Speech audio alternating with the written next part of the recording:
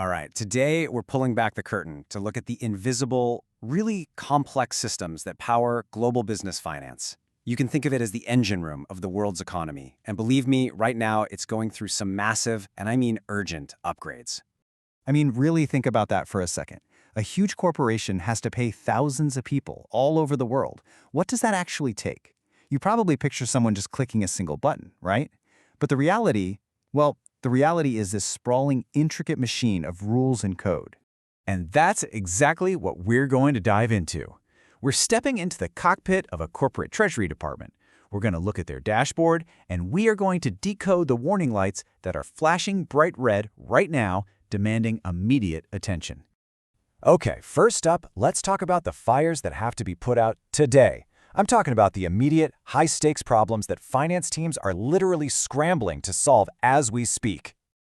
Just imagine your CFO walking into your office and asking you that. It's the exact question that a brand new accounting rule, called IFRS 18, is forcing companies to finally answer.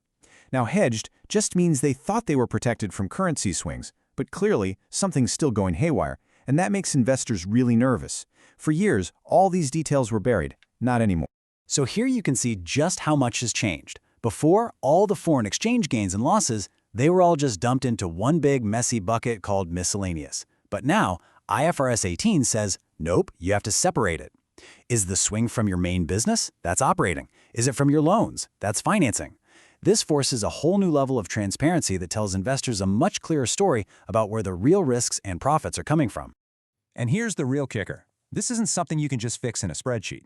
This requires companies to go deep into the plumbing of their core financial software. We're talking SAP systems here, and completely reconfigure how every single transaction gets coded. It's a fundamental rewiring of their financial engine. And it's not just about how companies report their money that's under pressure, it's also about how they move it. This number you're looking at, 2,400, that's not profit or loss. That's the number of employees at one company whose salaries were suddenly blocked. Yep, this was the actual panic call a payment manager got just a few weeks back. A major bank in India just flat out rejected a massive salary payment file. Why? Because a new digital authentication rule, which isn't even technically required until April, is already being enforced by the banks. The bank updated their systems, but the company hadn't. So how do you fix something like that? It's basically a three-step emergency response. First, you have to realize your internal approvals aren't enough anymore. The bank needs an external digital signature. Second, check your system configuration. The actual payment files, the code, they need new authorization tags built in. And third, and this is the most important, take urgent action. Call your bank now and confirm what their new requirements are. Okay, so we've been putting out fires. Now let's shift from those immediate emergencies to a more strategic challenge, a problem where, for once, regulators have actually given companies the gift of time. That's right, the U.S. Treasury's Financial Crimes Enforcement Network. You've probably heard of them as FinCEN. They were about to roll out a huge new anti-money laundering rule. But they've just hit the pause button, pushing the deadline all the way out to 2028. But here's the crucial thing to understand.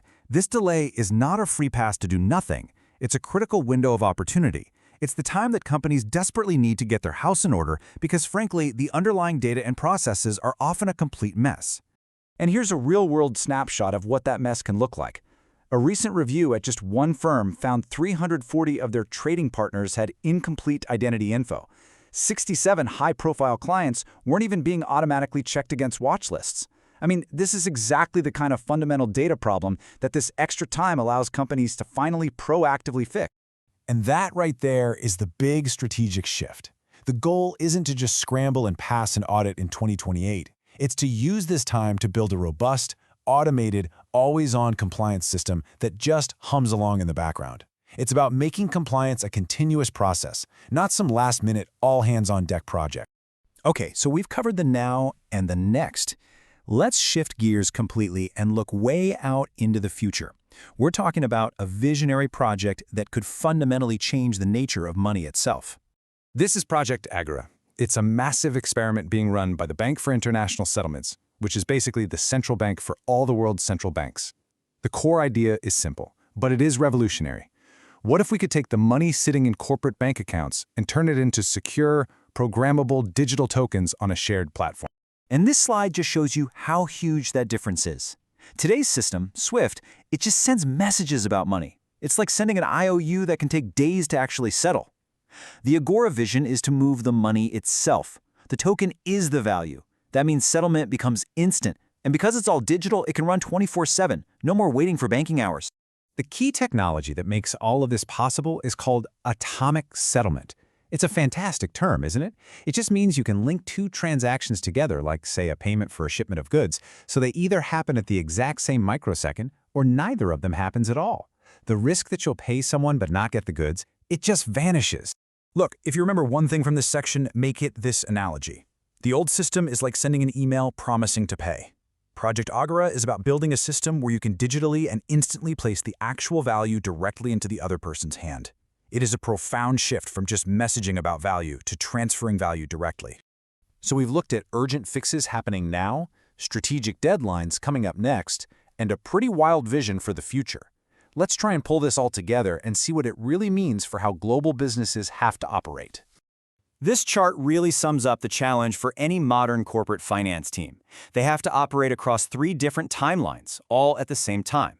They're putting out the fires of today, like that salary file getting rejected. They're strategically preparing for what's next, like that 2028 compliance deadline. And they have to keep one eye on the visionary tech of later, like tokenization, just to make sure they don't get left behind. So I think the most crucial point is this. Running a Treasury department isn't just about finance anymore. It's about being a master integrator.